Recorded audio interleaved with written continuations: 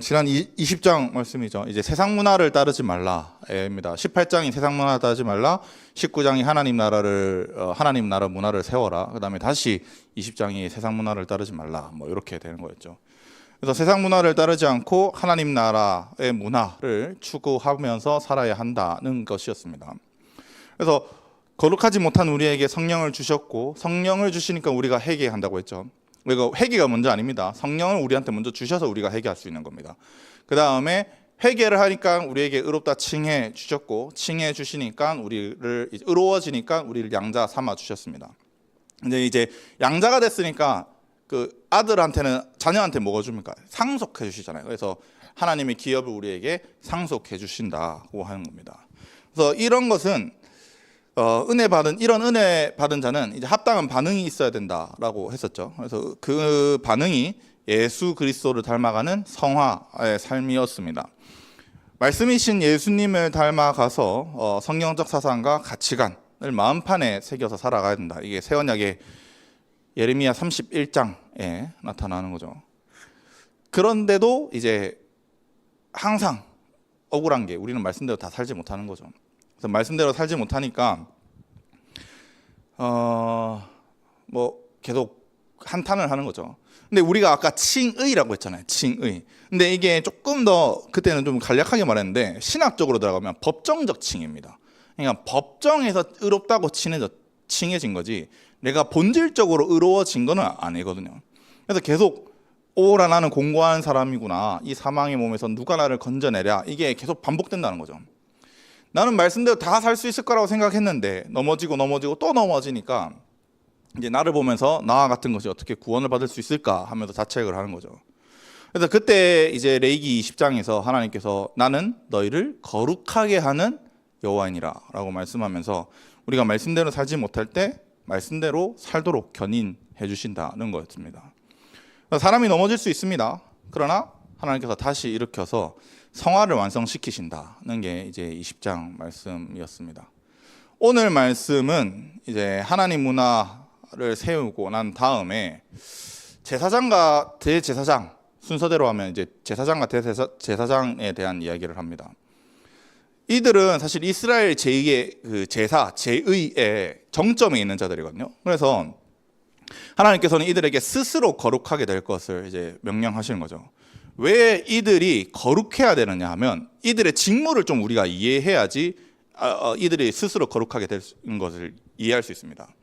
첫 번째는 죽은 자들에 대한 슬픔의 금지를 설명하십니다. 이게 1절부터 6절까지죠. 6절까지 표현하죠. 근데 제사장은 부모랑 형제, 뭐 자매, 그다음 아들, 딸, 요 정도까지는 시체를 만지거나 장례를 치르는 건 가능한데 대제사장은 부모라고 하더라도 슬퍼야 하거나 장례식에 참석하면 안 된다는 겁니다. 왜냐면 제사장이 시체를 만지면 부정해져서 이스라엘의 제의가 무너집니다. 제사를 못 지낸다는 거죠. 두 번째는 이제 대제사장과 제사장은 처녀와 결혼할 것을 이야기합니다. 이게 왜 그러냐면 아론 계열의 자손들은 혈통이 깨끗해야 됩니다. 이게 혈통이 깨끗해야 하는 게 뭐냐면 얘가 누가 봐도 아론 자손이 된다는 겁니다. 왜냐하면 하나님은 아론 자손이 아니면 제사를 안 받으시거든요. 오직 아론의 제사를 통해서만 받으십니다. 아론 계열의 제사장들을 통해서만. 그래서 마지막으로 자신들만 거룩해서는 안 됩니다. 가족들 자체도 전부 거룩하게 나가야 됩니다. 왜 이렇게 대제사장과 제사장에게 엄격하냐 하면 얘네들이 없으면 이스라엘의 제의는 다 무너지고 이스라엘은 계속 부정해집니다. 그래서 이스라엘의 제약이 올라가서 하나님은 심판을 내릴 수밖에 없는 거죠. 우리가 아무리 거룩하게 살려고 노력을 해도요, 본성적으로 죄인이기 때문에 제사장도 대제사장도 결국에 사람이잖아요. 본성적으로 죄인이기 때문에 어쩔 수가 없습니다. 죄를 짓게 삽니다. 죄를 지었으면 제사를 지내야 되는데 만약에 이 대제사장과 제사장이 부재가 일어난다 하면 우리는 하나님과 단절됩니다. 뭐 어떻게 할 수가 없죠. 이거 어떻게도 해결할 수 있는 방법이 없는 겁니다. 하나님께서 은혜를 베풀어 주셔서 우리가 견인이 돼야 되는데 어떻게 견인하느냐? 하나님은 제사장과 대제사장의 직무를 통해서 우리를 견인시키십니다. 그렇다면 대제사장과 제사장은 거룩할 수밖에 없는 겁니다. 근데 이게 또 오류가인 게 혼나겠다. 안 되는 게 대제사장과 제사장의 힘만으로는 스스로 거룩하게 할 수 없습니다. 그럼 어떻게 해야 되냐? 이스라엘 백성이 제사장과 대제사장을 거룩하게 만들어줘야 됩니다. 같이. 그래서 하나님이 뭐라고 말씀하면 백성들이 대제사장과 제사장들을 거룩하게 해라 라고 합니다. 만약에 이스라엘 백성이 대제사장과 제사장을 함께 거룩하게 만드는 것을 돕지 않는다면 이스라엘이 세상처럼 됩니다. 이스라엘이. 그래서 이스라엘이 심판받게 됩니다. 그래서 대제사장과 제사장을 거룩하게 하는 것은 여러분 이게 대제사장과 제사장을 호의의식해라, 뭐 잘 살고 잘 먹고 잘 살게 해라, 이게 아닙니다. 요거는 이방 종교의 관점이고요. 대제사장과 제사장을 통해서 이스라엘이 견인을 받고 훈련을 받고 거룩하게 되기 때문입니다. 그래서 아론 자손들이 거룩해야 된다는 걸 이야기하는 게 오늘 말씀입니다. 여기 좀 너무 많은 방대한 양이라서 좀 디테일하게 요약을 했는데 뭐 뒤에서 가서 한번 살펴보고 저 여러분들께서 이 공동체의 거룩함을 위해서는 어쩔 수 없습니다. 이게 하나님의 방법은 리더들을 통해서 거룩하게 하실 수밖에 없습니다. 그래서 그러나 그 리더들을 거룩하게 하고 그 리더들을 호의의식하게 살아가는 게 아니라 여러분을 위한 겁니다.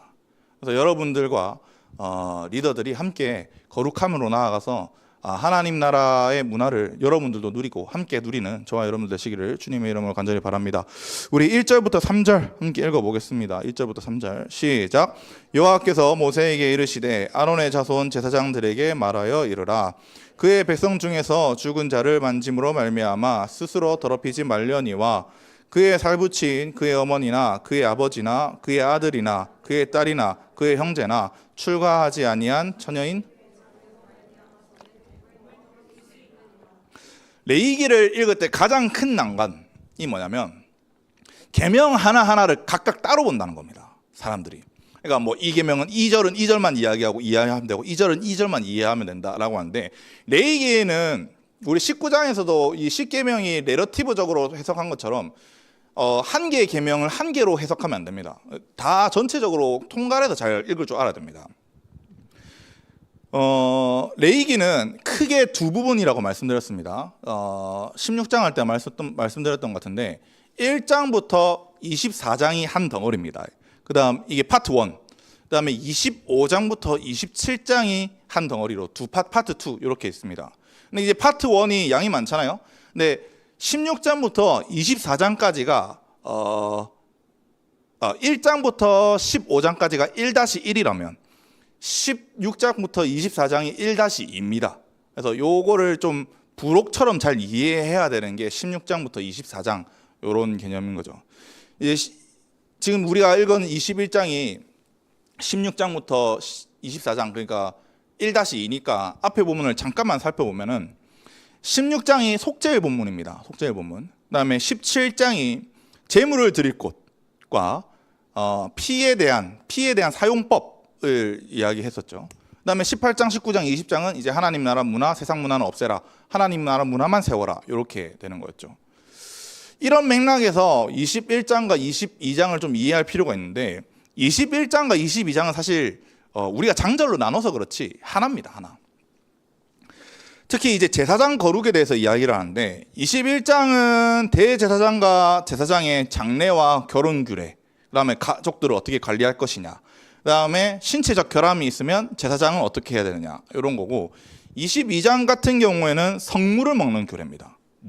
어떻게 성물을 먹을 수 있고 누가 성물을 먹을 수 있느냐 이런 이야기고 제사용 재물이 신체적 결함이 있다면 그것을 어떻게 처리해야 되느냐 뭐 이런 걸 이야기하는 거죠.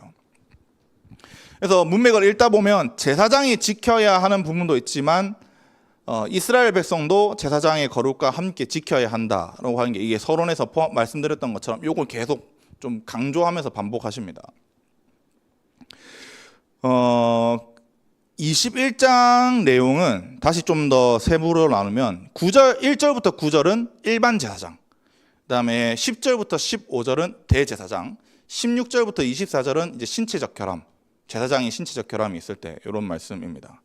그래서 1절을 보면은 아론의 자손 제사장들에게 말하여 이르라라고 말씀하는데, 제사장이라는 명칭이 들어가 있어서 제사장은 여러분 아론의 자손들 중에만 되는 겁니다. 맞죠?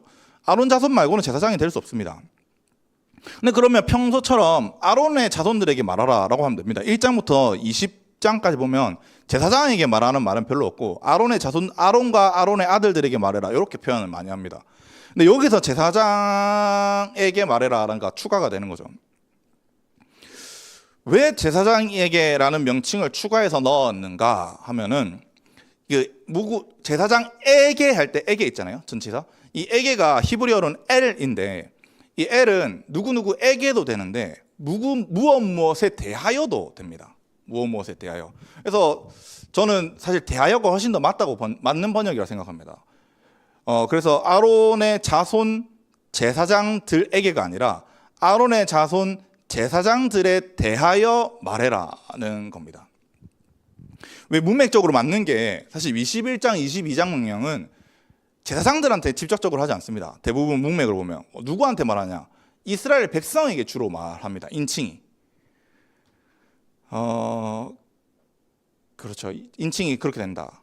근데 아론의 제사장이라고 해서 모두가 또 제사장인가? 모두가 또 제사장 아닙니다. 제사장은 20세부터 50세까지만 되고요. 어린애들은 제사장이 될 수 없죠, 당연히. 그다음에 나중에 16절부터 24절에 보겠지만 12개의 신체적 결함이 있으면 제사장이 될 수 없습니다. 또한 이게 성경은 아닌데 미시나, 이제 장로의 유전이죠. 요한복음에서 나오는 그 장로의 유전에서는 142개의 신체의 결함을 이야기합니다. 그러니까 제사장 되기가 엄청 까다롭다는 거죠. 뭐 대표적으로 무좀도 있으면 안 되고, 뭐 각질이 아무튼 뭐 버짐, 여기 보면 버짐 이런 것도 있으면 안 됩니다. 이게 기미 있잖아요. 저는 그래서 제사장이 되면 원래 안 되거든요. 아무튼 뭐 그런 거 있습니다. 매우 까다롭습니다, 여러분, 사실. 그래서 제사장에 대해서 말하는 것도 이스라엘 백성이 제사장과 관련된 규례를 알아야 된다는 걸 이제 설명합니다. 제사장은 오직, 요약하자면 제사장은 오직 아론의 자손 중에서 30세에서 50세 흠이 없어야 되며 훈련을 잘 받은 자들이어야 한다는 겁니다. 근데 문제는 아론의 제사장직이죠. 제사장직이 세습제라는 겁니다. 세습하면 여러분 인식이 좀 어떻습니까?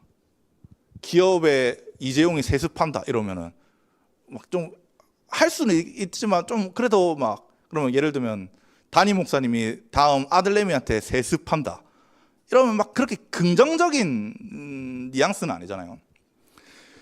근데 이게 오늘날의 세습과 그때 이제 전통 고대의 세습이랑 좀 달라야 되는데, 여러분 오늘날에야 직업 교육, 직업의 교육, 그다음에 학교 교육 이런 게 생겨서 그렇지 불과 몇십 년 전만 해도 이 아버지 직업이 결국엔 아들 직업입니다.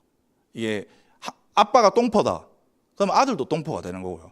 아빠가 정치인이 있다. 그럼 아들도 정치인이 되고, 일본은 아직도 그러잖아요. 일본은 아빠가 식당을 한다. 그럼 아들도 식당, 자녀들이 식당 이렇게 계속 아직도 하고 있습니다. 그래서 아버지의 직업이 아들의 직업이 되는 건 당연한 문화입니다. 하나님께서 제사장직을 세습제로 하신 이유는 크게 두 가지 이유가 있습니다. 성경에는 여러분 첫 번째가 뭐냐면 명령이 너무 많습니다. 명령이. 그러니까 부정적이든 긍정적이든 613가지가 있는 겁니다. 이 613가지를 외울 수는 있지. 맞죠? 우리 영단어 10,000개도 외우는데 613가지를 왜 못 외우겠습니까? 외울 수는 있지. 근데 살아가는 건 경험적인 지식은 1, 2년 이렇게 해서 될 수 있는 게 아닙니다. 언제 어떻게 율법을 어길지 알 수가 없는 거죠. 그래서 이거는 한 살 태어날 때부터 제사장이 될 때까지 계속 훈련을 해야 됩니다. 아, 내가 이쪽으로 저번에 이쪽에 가니까 시체가 많고 뭐 동물 시체가 있더라. 그럼 이쪽을 피해서 난 가야지. 이런 경험이 있어야 된다는 거죠. 그런데 만약에 어릴 때부터 교육을 받지 않는 자가 갑자기 대제사장이나 제사장이 돼버리면 율법을 마음대로 어기겠죠. 지식은 있겠지. 근데 경험적으로 율법을 지킬 수가 없으니까 제의가 무너지게 됩니다. 두 번째는 뭐냐면 제사장은 이스라엘 율법과 말씀을 가르쳐야 하는 자입니다. 누군가에게 가르치는 자가 되려면 여러분 성경을 꿰뚫고 있어야 합니다. 이 성경을. 지금도 정통 유대인들 좀 이제 우리처럼 우리도 좀 신학에 자유주의가 있고 보수주의 있고 진보주의 개혁주의 이렇게 있는 것처럼 유대교도 보수주의가 있고 진보주의가 있습니다. 유대교라고 해서 다 하나가 아닙니다. 여러 개가 있습니다. 파가 우리가 교단이 여러 개 있다고 하는 것처럼 유대교도 좀 진보적인 게 있고 보수적인 게 있는데 진보적인 거는 대부분 토라 정도만 외우면은 이해를 하는데 보수적인 것은 토라, 느비딤, 케투빈 다 외워야 됩니다. 그러니까 성경의 39권을 다 외워야 된다는 거죠. 구약 외워야 한다고 말을 하는 게 아니라 그러니까 그거 어디 있어서 그냥 요렇게 이런 구절일 거가 아닙니다. 태초에 하나님이 천지를 창조하시니라가 정확하게 나와야 됩니다. 몇 장 몇 절 이렇게 말을 하면 누가 하겠습니까? 나는 못하겠다. 뭐 어떻게 하겠습니까? 그리고 꿰뚫는 것은 둘째 치고요. 이게 글과 말로 전달을 잘 할 줄 알아야 됩니다. 내가 아무리 잘 꿰뚫고 있으면 뭐합니까? 가 10분이 된다면 누가 이거를 듣겠습니까? 그 유대인들 랍비들이 그 성경 구절을 읽어주는 유튜브를 제가 구독을 하거든요. 근데 그걸 들으면 뭐라 하노 이렇게 됩니다. 왜냐하면 할아버지들이니까 다들 이렇게 말씀하시거든요. 못 알아듣습니다 진짜로. 근데 물론 그분들이 젊었을 땐 그러지 않았겠지. 요즘에야 뭐 랍비들이 유명해지니까 그렇게 권유하고 하겠지만 또한 여러분 이 계시의 말씀을 사람의 관점이 아니라 하나님 관점에서 풀어내는 이 씨름을 지속적으로 해야 됩니다. 진짜 매우 어렵다는 겁니다. 이 모든 것을 가지려면요 엄청난 양의 토라 교육을 받아야 됩니다. 어릴 때부터 실행할 수도 있어야 되고요. 어릴 때부터 가르칠 필요가 있는 겁니다. 3년 가지고 이거 외우러 가면 외울 수 있겠습니까? 머리도 다 뽑힐걸요 아마. 구약 교수들 특징이 뭔지 압니까? 구약하는 교수님들 특징 대머리다. 대머리가 아니면 암이 한 3개 걸린다가 특징입니다.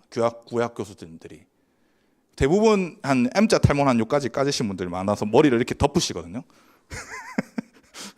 보시면 안 되는데 아무튼 간에 이게 하나님께서 세습제를 명령하신 이유입니다. 전문화된 학교가 없는 고대에 토라에 정통한 자들을 키워서 이스라엘에게 알리기 위함인 거죠. 이런 배경을 이해하고 나서 제사장에 대한 거룩을 이야기하잖아요. 그러면 금방 이해할 수 있습니다. 먼저 제사장은 죽은 자를 만지면 안 됩니다. 누구를 막론하고 시체를 만지면 부정하잖아요. 내가 뭐 이게 성경에서 말하는 부정이 일어나는 겁니다. 근데 왜 시체에 대한 규정이 있느냐 하면 요거는 지금 레위기를 쓴 게 출애굽하고 나서 1년이 갓 지났답니다. 민수기가 1년이거든요. 1년이 안 될 때죠. 1년이 안 될 때. 그러니까 왜 시체의 규정이 나왔냐면 이집트에서 약 400년을 살았습니다. 뭐 400년이냐 430년이냐 뭐 성경마다 좀 설명이 달라서 나왔는데 이집트 문화에 매우 익숙하거든요. 지금 이스라엘은. 이집트 하면 유명한 거 뭡니까? 미라입니다. 미라. 여러분 이집트에서 생각하는 왜 미라를 만들어내는지 이해를 해야 되는데 이집트는 카바아크라고 하는 영혼의 관념이 있습니다. 카는 제한된 공간에 있는 내 영혼입니다. 바는 5만 대를 돌아다닐 수 있는 내 영혼입니다. 근데 이 카와 바가 합쳐서 육체에 들어가잖아요. 그러면 아크가 됩니다. 이게 좀 너무 간략하게 해서 오류가 있긴 한데 간략하게 설명하면 그런 겁니다. 근데 이 아크가 카와 바가 합치면 아크가 되는데 아크가 또 어디에 들어가야지 아크의 영역이 되냐면 미라에 들어가야 됩니다. 육체에 들어가야 되는 겁니다. 그러면 아크의 영역에 돌아와서 이 사람은 영생한다라고 생각을 한 게 이집트 문화입니다. 왜 미라를 만드는지 알겠죠? 그래서 죽은 사람이 부활한다고 시체를 계속 이제 부패하지 않고 놔두면 부활한다고 생각했습니다. 아크의 영역이 오면. 근데 이런 사상은 뭐냐면 정확하게 말하면 죽은 사람을 애도하는 모습입니다. 죽은 사람을 애도하는 모습. 죽은 자를 만져서 더럽히지 말라는 이 명령은 죽은 자를 애도하지 말라는 명령이거든요.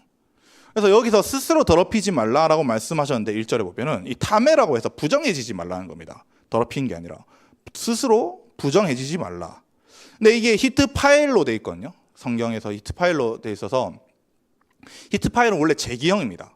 근데 재기형도 되는데 반복, 지속을 나타낼 때도 히트 파일을 씁니다.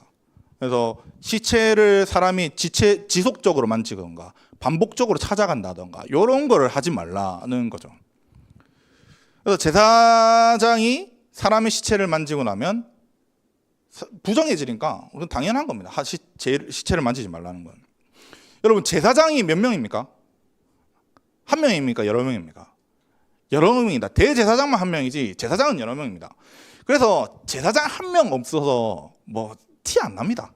뭐 우리 예를 들면은 부교육자 한 명 없어서 티 안 나잖아. 뭐 지금 공 목사님하고 누구냐 유전도사님 지난주에 그 선교 갔다 오셨거든요.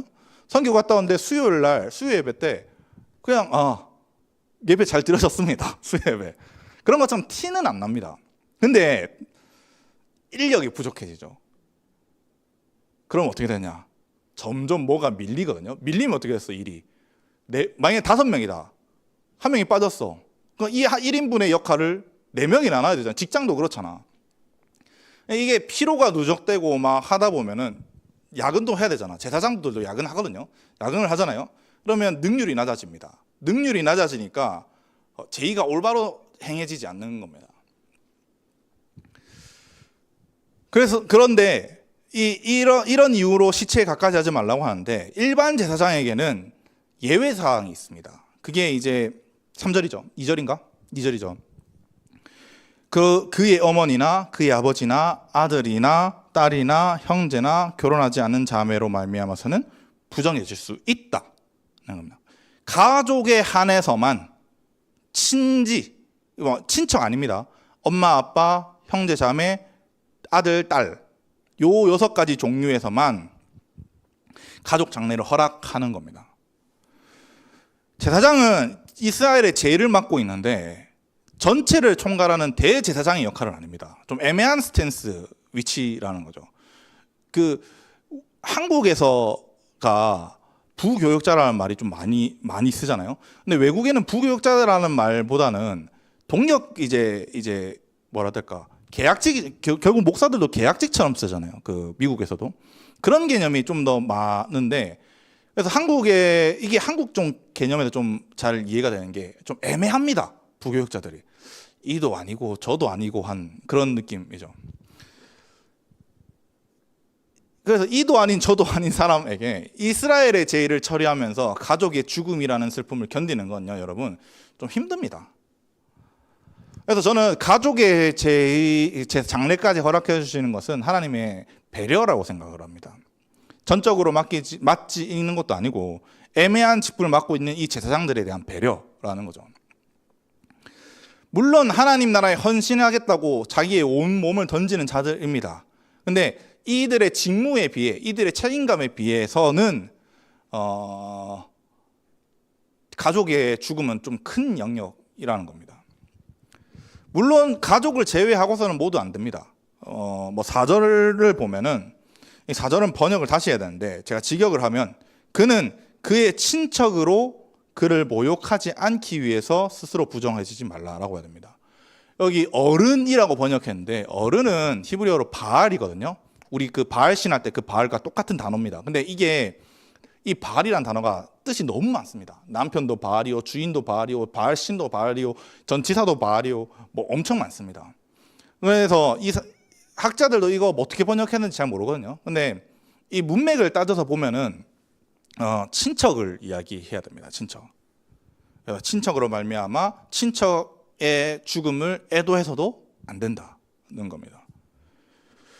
그래서 하나님께서 허락해 주신 제사장의 애도는 가족까지다라고 합니다. 저도 나이가 점점 이렇게 차면서 옛날 한 24, 지금 제 위치가 제일 애매한 게, 제 나이가 제일 애매한 게 뭐냐면 친구들은 결혼을 합니다. 근데 친구들 부모님이 가끔씩 돌아가실 때가 있거든요. 이런 좀 애매한 이게 맞물려 있는 나이입니다. 경조사로 제일 돈 많이 나갈 때입니다. 근데 그래서 저는 사실 바쁜 일 아니면 결혼은 뭐 경사니까 뭐 해야 하는데 조사는 절대 안 빠지려고 최대한 노력을 하거든요. 그런데 고대에서 장례식을 다 참석하면 이스라엘 제사장들이 제 일을 올바르게 행할 수가 없습니다. 불가능하기 때문에 가족까지만 허락을 하는 겁니다. 5절을 보면 이 애도 행동에 어떤 금지가 있는지, 어떠한 애도 행동이 금지가 되는지 설명하는데, 머리를 깎지 말고 양쪽 수염을 깎지 말로. 베드로 집사님 생각나네. 머리를 깎다라는 카라흐라고 하는 단어라고, 명사로는 이제 카라하라고, 코르하라고 됩니다. 카라하 동사는 성경에서 5번 나오고요. 코르하는 몇 번이더라? 11번인가 12번인가 아무튼 그 정도 나옵니다. 근데 이 두 단어는 항상 성경에서 죽은 사람을 애도할 때 쓰는 단어입니다. 죽은 사람을 애도할 때 쓰는 단어. 그래서 그 다음에 내 머리를 잘라서 우상한테 바칠 때인 거죠. 수염 자르는 것도 마찬가지입니다. 그래서 수염의 양쪽은 사실 어디로 했죠? 양쪽이라고 해야 되는데 여기를 말합니다. 여기 끝에 구렛나루, 남자로 치면 구렛나루를 이야기하는 거지. 물론 여기 턱에서 자라는 수염도 포함하는데, 그러면 왜 죽은 사람을 애도하거나 우상 숭배할 때 머리를 자르는지 좀 이해를 해야 됩니다. 고대 근동 메소포타미아 특히 얘네들이 참 문제입니다. 제일 이 메소포타미아에서는 인간의 생명력이 깃든 곳이 머리카락이라고 생각했습니다. 왜냐하면 머리카락은 자라잖아요. 쭉 그 자라는 모습이 뭔가 활동적이고 역동적으로 보이는 거죠. 쟤는 생명력이, 머리카락이 빨리 자라면 빨리 자라서 생명력이 있는 애구나. 안 자라면 안 자랄수록, 머리숱이 없으면 없을수록 생명력이 없는구나가 되는 겁니다. 근데 이거는 그 메소포타미아 문명에만 있는 게 아니라 성경에도 그런 증거가 있습니다. 이사야서 15장 2절 읽어보면, 이사야서 15장 2절. 네, 제가 읽어볼게요. 그들은 바익과 디본 산당에 올라가서 울며 모압은 느보와 메드바를 위하여 통곡하는도다. 우상 숭배를 말하는 거죠. 그들이 각각 머리카락을 밀고 각각 수염을 깎았으며 라고 말씀하잖아요. 우상 숭배하는 모습을 정확하게 보이는 겁니다. 죽은 자를 위해서 머리카락을 자르는 것은 우상 신전에 머리카락을 봉헌하는 겁니다. 왜? 내 애도함과 내 생명력이 죽은 자에게 가서 어떤 일이 일어나기를 기다리는 거죠. 그래서 하나님께서는 사람을 애도하기 위해서 머리카락을 자르지 않는 것을 이야기합니다. 또 살을 베지 말라라고 하는데 이건 문신입니다. 저번에 말했죠. 그래서 18장과 20장에서 나눈 것처럼 고대에서 사람을 죽어할 때 이제 문신 혹은 살을 벤다 이런 게 있기 때문에 이걸 하지 말라라고 하는 겁니다. 여러분, 죽은 자를 애도하는 것은 하나님 나라에 좀 합당하지 않습니다. 오히려 세상 문화에 가깝습니다. 세상 문화에. 우리도 사실 유교 문화 이런 거 하면 사실 조상 숭배잖아요, 결국엔. 근데 이게 좀 아이러니합니다. 내 가까운 사람이 죽는다고 하면 슬프잖아요. 그러니까 이게 애도인지 슬퍼함인지 이게 구분하기가 어려운 건데 참 힘들죠. 그래서 그런 게 이게 사실 위로도 해줘야 되는데 근데 그렇다고 슬퍼하지는 말라 이렇게 하기도 좀 어렵고. 근데 우리는 사실 죽은 사람을 위해서 슬퍼할 필요는 없습니다. 당장 잠깐은 왜냐하면 못 만나니까. 그건 슬퍼할 수 있다 생각합니다. 왜냐하면 우리는 천국이라는 내세를 바라봅니다. 내세를. 죽고 난 다음에 내세를. 카톨릭이었나 어딘지 모르겠는데 이 표현이 좀 멋있었습니다. 저는 개인적으로 죽음은 천국으로 들어가는 문이다라고 하는 표현인데 사실 뭐 좀 성경적이다 이런 건 말은 아니지만 표현이 좀 멋있더라고요. 결국 여러분 하나님 백성이라면 우리는 천국에서 다 만나게 돼 있습니다. 그래서 세상 사람들과 우리는 죽음을 대하는 태도가 좀 다릅니다. 세상 사람들은 애도를 하지만 우리에게는 어떻게 보면 저 사람은 하나님 품에 먼저 갔구나가 되는 거죠. 애도는요 여러분 과거에 매여 있게 합니다. 과거에 매여 있는 삶은 앞으로 나가지 못합니다. 생각해 보시면 누가 죽어서 이제 정신이 나갔다. 계속 과거에 매여 있는 거잖아요. 막 집구석에 박혀 이렇게 있으면 하나님 나라는요 여러분 미래를 향해서 전진하는 곳입니다. 하나님 나라라는 곳을 향해서 전진하는 곳.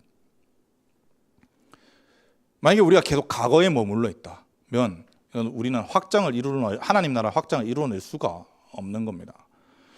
그러면 사단은 뭘 할까? 사단은 계속 과거에 머물게 만들어야 되잖아요. 매이게 만들어야 되잖아요. 사단은. 그래서 애완동물 보고 가족이라고 말하고 이렇게 만드는 겁니다. 얼마 전에 이제 베드로 지사님이랑 이야기하는데 베드로 지사님 둘이서 이야기할 때였나? 이야기하는데 면접을 보셨대요. 면접을 보셨는데 프랑스 사람인데 자기는 자녀가 2명이 있다. 그러니까 한국 사람인데 프랑스에 유학 갔다 와서 자기는 자녀가 2명이 있다. 이렇게 이야기했대요. 그렇냐? 그래서 자녀가 2명인데 가만히 들어보면 사람 이야기가 아니래.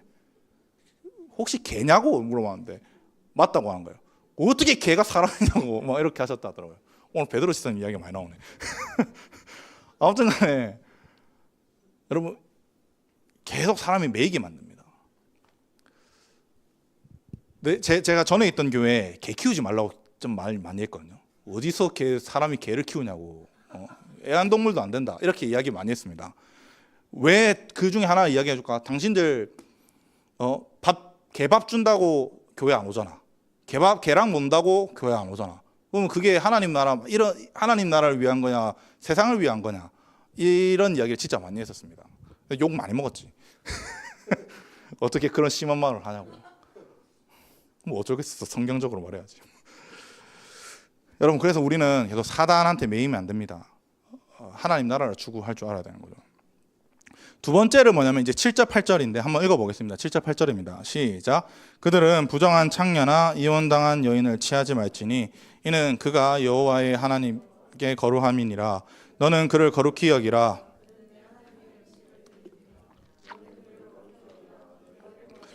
나 여호와는 거룩함이니라. 제사장의 거룩 두 번째는 성적으로 부도덕한 여자와 결혼하지 말라는 겁니다. 뭐 부도덕도 되는데 타의에 의해서도 부도덕한 것도 포함입니다. 제사장이 하면 안 되는 여자 세 가지 조건, 세 가지 조건이 있는데 첫 번째는 창녀입니다. 창녀는 자나에서 나온 단어인데 분사거든요. 그래서 신전 창녀를 포함해서 몸을 파는 창녀까지를 이야기하는 겁니다. 이거는 뭐 설명 안 해도 되겠죠. 당연히 하면 안 되는 거고. 두 번째는 이제 부정한입니다. 개역개정은 부정한 창녀라고 해가지고 이 하나의 속성처럼 이야기하는데 원문을 보면 접속사가 있습니다. 부정하고 창녀나 부정한 여자와 결혼하지 말라라고 이렇게 되어 있는 거거든요. 이 부정한은 할랄라라고 해서 모욕하다라고 하는 할랄에서 나왔습니다. 근데 이 할랄이라는 단어가 찬양하다도 할랄이고 발음만 비슷한데 자음은 다른데 좀 애매합니다. 그래서 발음을 잘 해야 됩니다. 근데 이 모욕하다라는 할랄이 수동적인 의미로 모욕당한 여자를 말합니다. 모욕하다에서 모욕당한 여자를 하는데 그래서 조금 직접적으로 표현하면 강간당한 여자를 의미합니다. 강간당한 여자. 원래 사실 강간당하다라는 뜻이 히브리어로 카바스라고 해서 카바시 아무튼 있습니다. 있는데 이걸 모욕당한 여자로 좀 둘러서 표현한 것 같습니다. 하나님께서 좀 성경 자체에서 좀 배려해 주신 표현인 것 같고, 그래서 그 여자가 고의로 그런 것도 아니니까 존중의 의미로서 이렇게 모욕당한 여자라고 표현한 것 같습니다. 세 번째로는 이혼한 여자인데, 모세 시대까지 포함해서 왕정 시대까지 이혼을 당할 수 있는 여자의 조건은 외도를 했을 때입니다. 내 아내가 다른 남자와 외도를 했을 때, 그때는 이혼이 정당화였거든요. 그 신명기에 나타나거든요. 그래서 이런 조건에 의해서 쫓겨났다, 이혼 당한 거는 사실 외도해서 이혼한 거다라는 겁니다. 근데 이 세 가지 조건은 모두 뭐냐면 처녀성을 상실한 거를 이야기합니다. 긍정문으로, 그래서 7절을 긍정문으로 이야기하면 처녀와 결혼을 해라는 걸 이야기하는 거거든요. 제사장이 처녀와 결혼해야 되는 이유는 그냥 단순한 이유입니다. 혈통입니다. 혈통. 앞서 아론계열 자손들만 가능하다고 이야기했거든요. 그래서 신전 창녀나 모욕을 당한 여자나 외도로 인해서 이혼당한 여자와 결혼한다면 이 자녀가 아론 자손의 혈통인지 아닌지 의심할 수밖에 없습니다. 사람들은. 오늘날 여러분, 유대인들이 가장 바라는 게 뭡니까? 제3성전 세워지는 겁니다. 근데 제3성전 세워질 때 이미 성전기물 다 만들었습니다. 이 성전을 짓기만 하면 됩니다. 이 돈도 다 준비됐습니다. 돈도. 그런데 문제가 뭐냐면, 그럼 아론의 자손들은 누구지? 가 되는 겁니다. 지금 찾을 수 있나? 못 찾습니다. 그래서 이 사람들이 이스라엘이 건국하고 난 뒤로부터 연구한 게 뭐냐면 아론 자손의 DNA를 찾고 있습니다.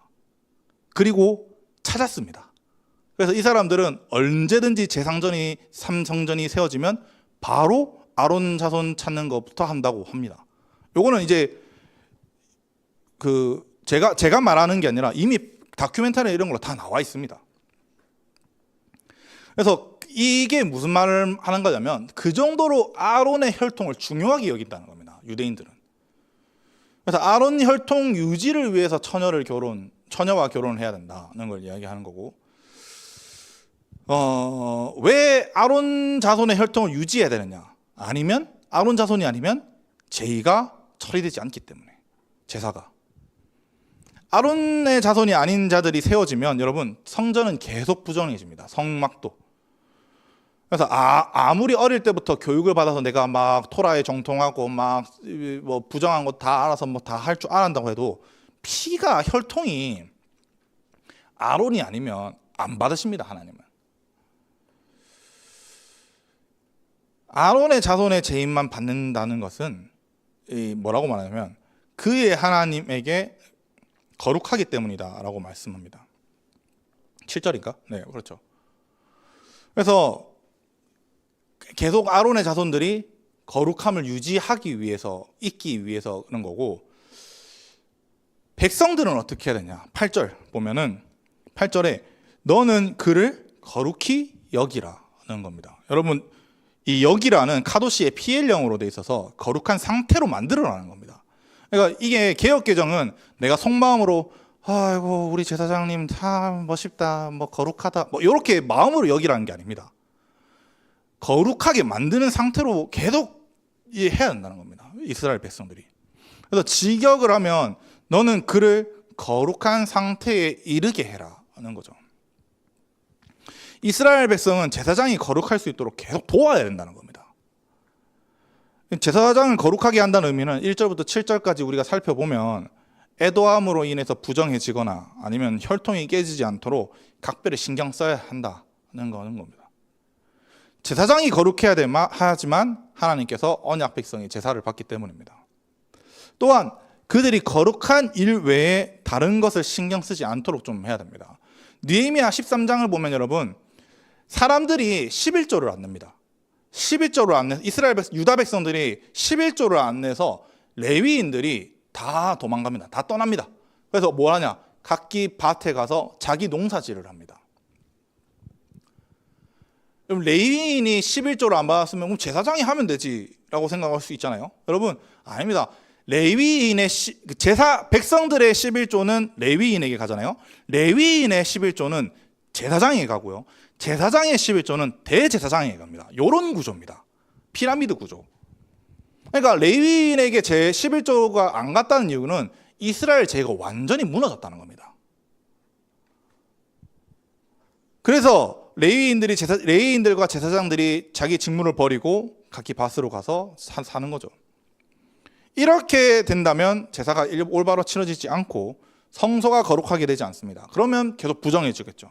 더러워지니까 하나님께 계속 재반 상달되는 거고, 하나님은 이스라엘과 함께 하시지 않고 임재를 할 수 없는 겁니다. 또한 여러분, 제사장은 아까 제가 말씀을 가르쳐야 된다 했잖아요. 연구하지 않고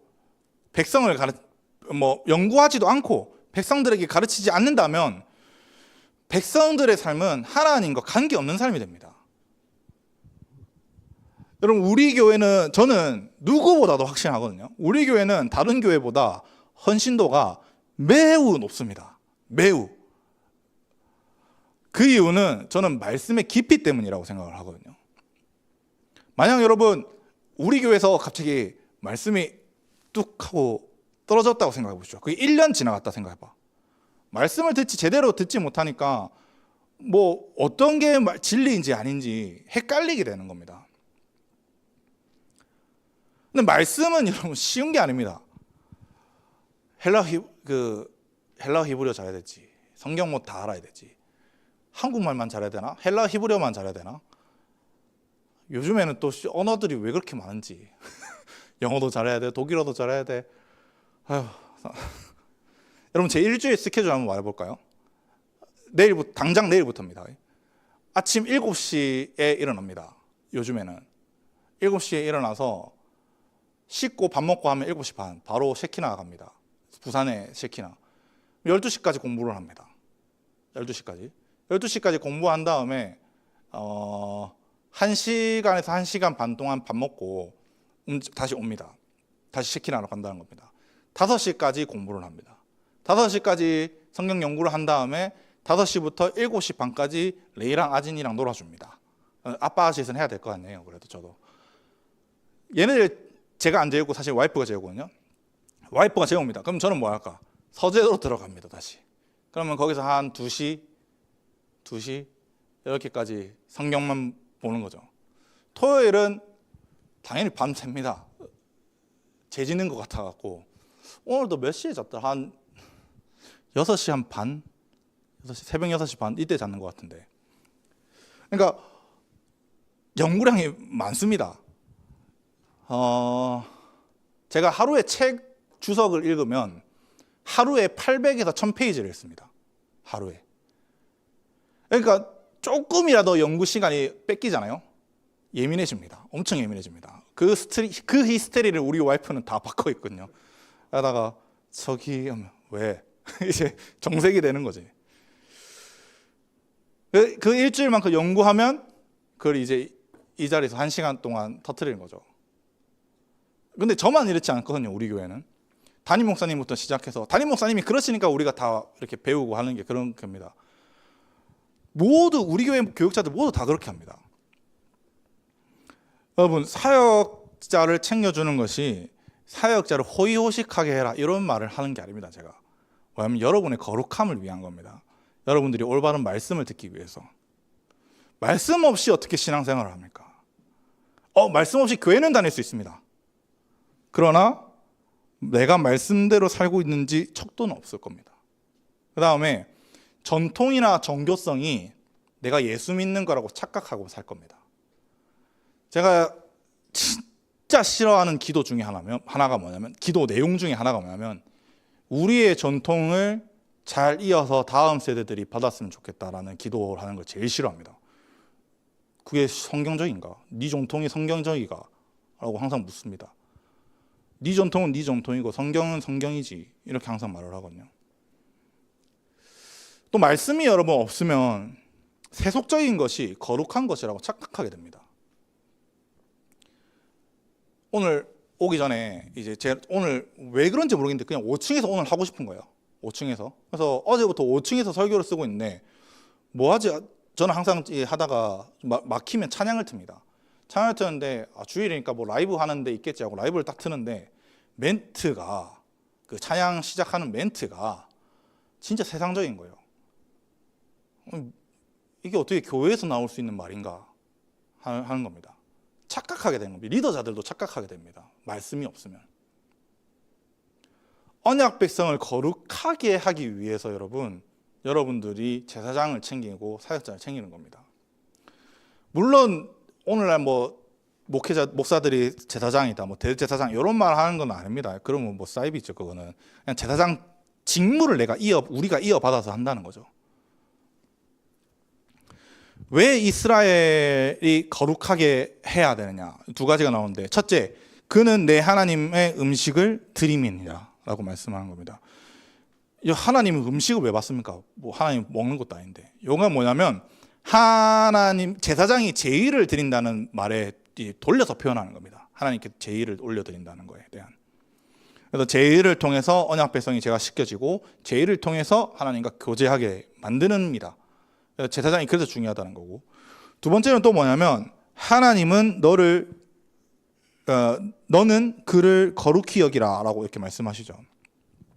그것에 앞서서 뭐라고 말하냐면 너는 그를 거룩히 여기라. 요거는 8절 앞에 보면 너는 그를 거룩히 여기라가 있죠. 요거랑은 다릅니다. 저거는 이제 너희가 거룩하게 만들어라 였잖아요. 근데 요 거룩하게 여기라는 진짜로 내 마음속에 거룩하게 여겨야 된다는 겁니다. 요게. 왜냐하면 나는 너희를 거룩하게 하는 나 여호와는 거룩함이니라. 하나님께서 거룩하시니까 제사장을 거룩하게 여기라고 하는 건데, 요거는 너희를 거룩하게 하는는 20장에서 제가 견인이라고 이야기했습니다. 견인에 많은 방법이 있지만 하나님께서 꿀밤을 때리셔갖고 데려오시든 심판을 하셔갖고 데려오시든 많은 방법이 있지만, 하나님께서 가장 먼저 첫 번째로 쓰시는 건요, 여러분, 말씀입니다. 말씀을 통해서 견인하십니다. 그 말씀은 제사장을 통해서 전달되는 토라이고요. 여러분, 다른 무엇보다도 권면하고 싶은 건 말씀 많이 보십시오. 정말 기도가 말씀이 기도하는 게 말씀을 통해서 기도할 줄 알아야 되고, 유대인들 어떻게 기도하는 줄 알죠? 압니까? 성경책을 이렇게 펴니다. 성경책을 읽습니다. 성경책 읽다가 기도의 영이 옵니다. 그럼 그 자리에서 바로 기도합니다. 그러다가 기도의 영이 딱 막힙니다. 그럼 다시 말씀을 읽습니다. 요걸 반복합니다. 기도를 잘 못하겠다, 시간을 잘 못하겠다, 요거를 해보십시오. 그러면 기도가 갑자기 한 1년 새에 한 3, 4시간은 그냥 늘어날 겁니다.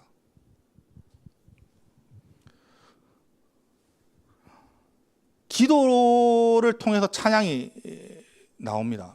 가사들이 찬양 가사가 나온다고. 말씀을 통해서 그렇게 나온다고요. 제 경험상 여러분, 많은 사람들을 만났을 때 말씀이 들리는 만큼 신앙생활합니다. 말씀 잘 안 들리잖아요. 뭔 소리 하노 이러잖아요. 그러면 신앙생활 잘 못합니다. 안 들리는데 어떻게 신앙생활 제대로 하겠습니까? 그리고 내가 얼마나 말씀에 반응하냐에 따라서 결정됩니다. 들려야지 반응하거든요. 여기까지가 이제 제사장의 거룩을 이야기했다면, 9절은 가문에 대한 거룩입니다. 9절 보면은 이제 제사장의 딸이 음행했다면 불로 태워 죽여라 이건데, 제사장의 자녀들도 거룩한 상태에 있어야 된다는 걸 말합니다. 이 음행하여 속되게 한다는 것은 신전 창녀가 된다던가 아니면 진짜 실제로 몸을 파는 창녀가 된다는 걸 이야기하는 건데, 불로 태우는 것은 여러분 돌로 치는 이 사형법보다 더 위입니다. 돌로 치고 난 다음에 불로 태워야 되는 거거든요. 그러니까 확인 사살이죠. 어떻게 보면 불로 태운다는 거는요. 그래서 제사장의 딸의 음행이 그만큼 심각하다는 겁니다. 그럼 왜 딸만 죽입니까? 왜 딸만 불로 태워야 됩니까? 라고 이야기할 수 있는데, 아론 계열의 남자들은 여러분 다 제사장 됩니다. 제사장 되면, 제사장이 부정해지면 당연히 죽는 건 당연하고요. 웬만하면 제사장들은 거룩하게 살아갈 수밖에 없습니다. 자동적으로 거룩하게 된다 이런 거죠. 그 삶이. 근데 아론 계열의 여자들은 이 토라 교육을 제대로 잘 못 받기 때문에, 아무리 상대적으로 그때 당시 여자들이 이렇게 교육을 잘 받지 못했으니까 어쩔 수 없이 부정함의 삶에 나아갈 수밖에 없습니다. 그런 것을 위해서 막기 위해서 추가적으로 넣는다라고 생각하면 될 것 같아요.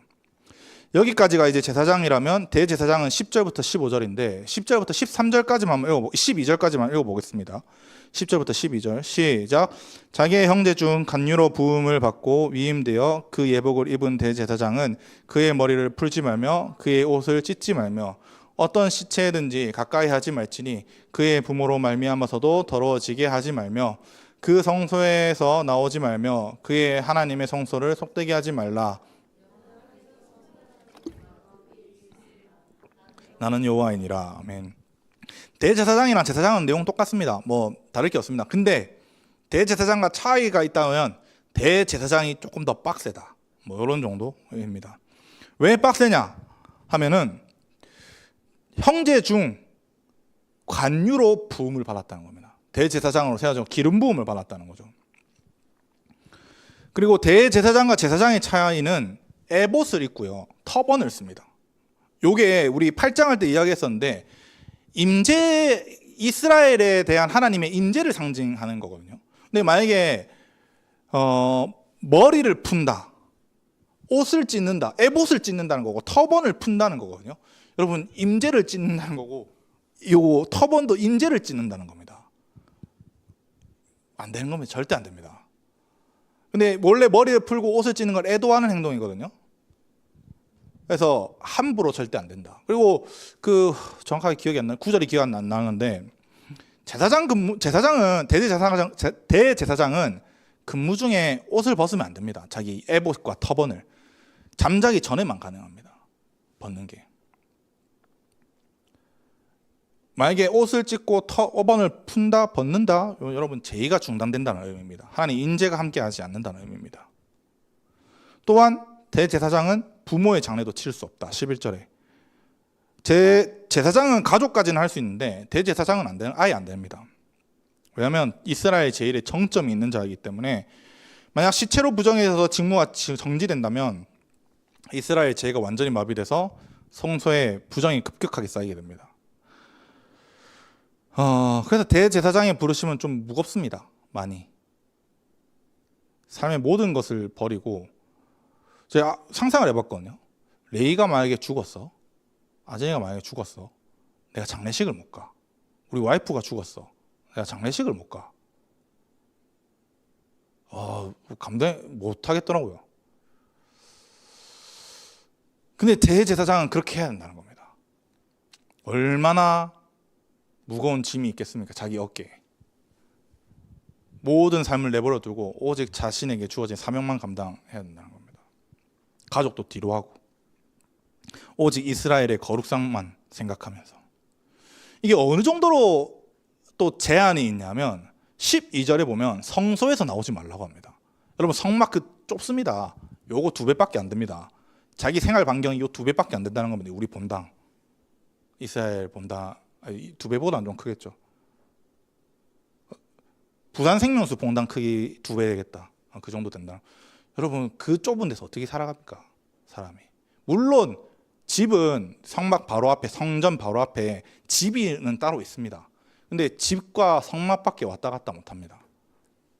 우리 담임 목사님 그렇게 사시잖아요. 근데 미시나에서는 이걸 조금 더 풉니다. 미시나에서는 예루살렘 성벽 안까지 6km 반경이거든요. 6km 정도. 그래도 뭐 사실 좁죠. 그래서 대제사장은 자신의 인생을 바쳐서 죽을 때까지 이스라엘의 거룩을 위해서 헌신하는 삶을 살아야 한다는 겁니다. 결혼도 매우 엄격하죠. 이거는 뭐 제사장과 똑같습니다. 오직 처녀만 결혼해야 되며 과부나 이혼당한 여자나 창녀짓을 하는 더러운 여자를 취하지 않는다는 겁니다. 혈통을 유지함이죠. 그다음에 그 자식들을 속되게 하지 않아야 되는데 오직 거룩하게 할 줄 알아야 됩니다. 요거는 제사장보다 조금 엄격한 게, 제사장은 원래 딸만이잖아요. 근데 요거는 자손입니다. 자손은 무슨 말이냐면 내 직계만이 아니라 손자, 증손, 고손, 쭉쭉 현손, 쭉쭉쭉 내려갈 때까지 거룩하게 만들어야 된다는 겁니다. 그래서 제사장의 자손들을 엄격하게 거룩해서 거룩을 계속 유지해야 된다. 만약에 속되게 한다면 자식들이, 그건 제사장직을 박탈당합니다. 제가 애를 키워보니까 느끼는 게 뭐냐면, 내가 레이 하나, 아진이 하나 말씀대로 키우지 못하는데 어떻게 말씀을 가르치나 라는 생각을 진짜 많이 하거든요. 그러니까 이 애기 이제 27개월, 28개월 된 애를 이제 말 안 들으면 땡고 때립니다. 발바닥을. 왜? 똑바로 가르쳐야 되니까. 애기들이니까 악 쓰잖아요. 악 쓰거든요. 레이도. 뭐 레이가 순해 보여서 그렇지 집에서는 합니다. 그러면 이제 앉아, 발바닥 대. 그러면 이제 그때부터 시작되거든요. 으악 합니다. 그러면 발목 잡아갖고 팍 때리면 더 합니다. 그렇게 해야 됩니다. 그래야지 밖에서 볼 때는 쟤 순하구나. 레이 안 순합니다. 순하게 키우는 거지. 대제사장이 올바로 영역하지 못한다면 사람들이 신뢰하지 못할 것이고요. 오히려 속된 존재가 될 겁니다. 이스라엘이. 빠르게 해보겠습니다. 16, 17 한번 읽어보겠습니다. 16절, 17절 같이 읽어볼게요. 시작. 여호와께서 모세에게 말씀하여 이르시되 아론에게 말하여 이르라. 누구든지 너의 자손 중 대대로 육체에 흠이 있는 자는 그 하나님의 음식을 드리려고 가까이 오지 못할지니라. 16절부터 24절은 흠 있는 자는 제사장 직무를 행하지 못한다는 건데, 흠은 무미라고 해서, 저번에 말했나? 1장 할 때 탐임이 흠 없는 거라고 해서 완전한 거랬는데, 요게 흠 있다라는 표현입니다. 그래서 요거는 어떤 표현이냐면, 지혜서에서는 윤리적과 영적으로 이제 흠도 포함하는데, 레위기에서는 오로지 육체적인 흠만 이야기합니다. 레위기에서는. 그래서 이제 그 흠이 18절부터 20절 보면 맹인, 다리 저는 자, 코가 불완전한 자, 삐뚤어진 자를 말합니다. 그 다음에 아니면 코가 베인 거, 그 다음에 지체가 더한 자, 그 다음에 발가락이 부러진 자, 손이 부러진 자, 등 굽은 자, 못 자란 자, 백막이 있는 사람, 버짐, 습진, 그 다음에 고환이 상한 자, 이렇게 되는데, 레위기에는 12가지인데 미시나에서는 142가지, 아까 말했죠. 142가지가 있습니다. 이 문제는 신체적인 흠이 있다는 이유로 제사장의 직무를 감당하지 못하는 건 좀 의문입니다. 아니 그래도 이 제사장들이 열심히 했는데 어떻게 흠이 있다고 이렇게 하나님 바로 외모차게 하시냐 할 수 있는 거죠. 성경에서 표현은 접근하지 못한다, 더럽히지 말라 이렇게 하면서, 하지만은 22절을 보면 하나님께서 음식의 지성물과 성물은 먹을 수 있다라고 말합니다. 성물과 지성물은 여러분 이게 11조 혹은 이제 첫 열매, 그 다음에 화목제 고기, 진설병, 화목제죠 아까. 그 다음에 속죄제 고기, 속건제 고기도 먹을 수 있다는 거, 받을 수 있다는 겁니다. 자기 목으로. 대부분은 이게 번역이 잘 됐는데 지체가 더해진 요게 좀 어렵습니다. 샤라라고 했는데 지체가 더해졌다는 말이 아닙니다. 번역이 총 3가지가 가능합니다. 신체 길이가 불균형한 자, 내가 팔을 뻗었는데 여기에 뭐 한 뼘 정도 차이가 난다, 뭐 이런 거, 밸런스가 안 맞는 걸 말하는 거죠. 근데 LXS 70인역에서는 기가 잘린 자를 말합니다. 기가 잘린 자, 아니면 고관절이 탈구된 자를 이야기하거든요. 그래서 사실 어떤 병이든 이 18절부터 20절에서 나타나는 신체적 결함은 제의를 하다가 상해를 입은 걸 말합니다. 제의를 하다가 상해를 입은 거. 그래서 신체적 사고가, 만약에 하다가 내가 손가락 잘릴 수도 있잖아. 어차피 칼로 이제 고기를 잘라야 되는데 잘릴 수 있잖아요. 그럴 때 신체적 사고가 일어났으면 내가 제의를 할 수 없다. 그렇지만 성물과 지성물을 먹게 해준다는 겁니다. 여러분 만약에 이런 은혜도 없잖아요. 제사장들이 헌신을 할까? 헌신 안 합니다. 보장이 자기의 삶을 던져서 제사장과 대제사장은 일을 합니다. 제가 작년에 교회에서 쫓겨날 때 제일 첫 번째 했던 생각 뭔지 압니까? 알바 천국으로 들어가서 쿠팡 이제 상하차가 얼마고 였습니다. 사실 가장으로서 우리 가족들을 굶길 수 없는 건, 남자로서 이게 남자랑 여자랑 좀 다르더라. 확실히 느낀 게 뭐냐면 남자들은 진짜 무겁습니다. 이게 하나님이 주신 그 기름이 영이 다른가 봐. 완전 무거워집니다. 더군다나 하나님 일하다가 신체적 경험이 생겼다. 그래서 제 일을 못한다. 그래서 가족을 먹여 살리지 못한다. 누가 헌신하겠습니까? 하나님은 그런 자들을 제의에 빠져서 심을 허락해 주셨고 성물과 지성물을 얻어 살 수 있도록 보장해 주시는 내용입니다. 뭐 이렇게 장애인 차별 이게 아닙니다. 어떻게 보면 여러분 현대의 노동자 복지보다 더 좋은 것 같아요. 평생으로 잘 먹게 살게 해주니까. 연금이잖아요. 연금 평생. 왜 이렇게 호의를 베풀어 주시느냐? 그래야 이스라엘의 거룩이 유지되기 때문입니다. 다른 거 없습니다. 제사장에게 이렇게 호의 잘 베풀어 주는 건 이스라엘이 거룩한 것만 초점을 맞춰지기 때문입니다. 거룩을 위해서라면 어떠한 돈과 어떠한 시간과 어떠한 희생을 치러서라도 하나님은 거룩을 위해서라면 무조건 만드시는 겁니다. 이스라엘의 거룩은 근본적으로 하나님으로부터 나옵니다. 하지만 하나님께서 직접 주시기보다는 대제사장과 제사장들을 통해서 주십니다. 그러려면 제사장들 자체가 스스로 거룩할 줄 알아야 되고 이 거룩에 대해서 매우 신경을 써야 됩니다. 어릴 때부터 토라에 정통할 줄 알아야 되고 토라를 지킬 줄 알며 가르칠 줄 알아야 한다.